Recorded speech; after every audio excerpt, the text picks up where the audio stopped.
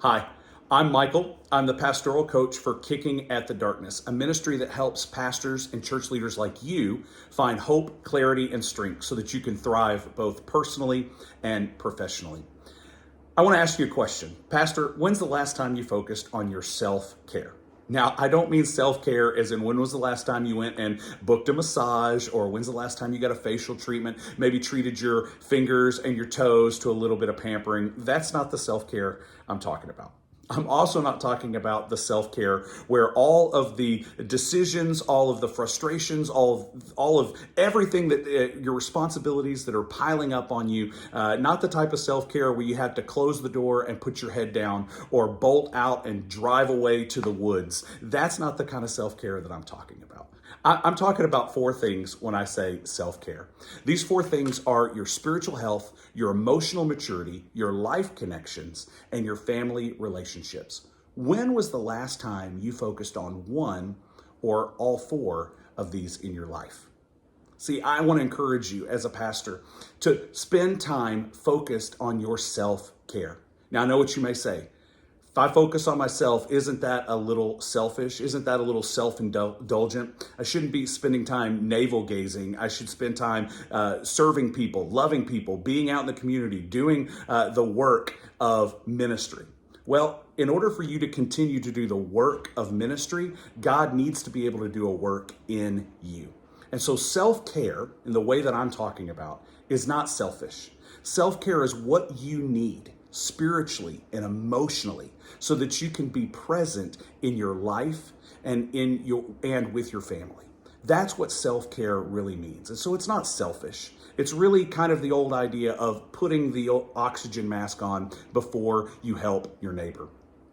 This past February, I had an opportunity to travel overseas to speak to some missionaries and to bring them a message of hope, clarity, and strength.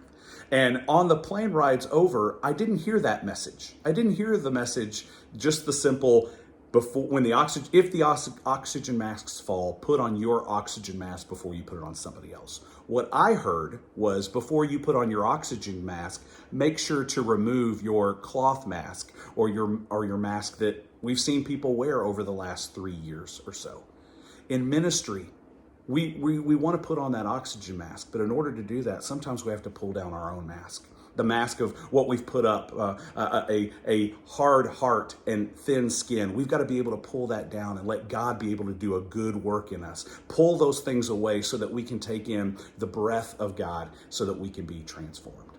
So, Pastor, here's my question for you today. Which one of these, or which two or three, maybe even four, which one, if you were to focus on over the next couple of weeks, over the next few months, which one would be the greatest benefit to you personally and professionally? Would focusing on your spiritual health be the thing that moves you forward?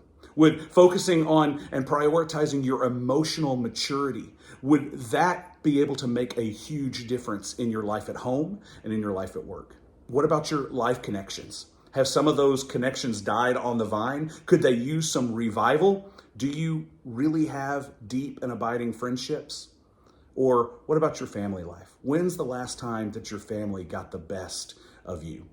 So I want you to do me a favor.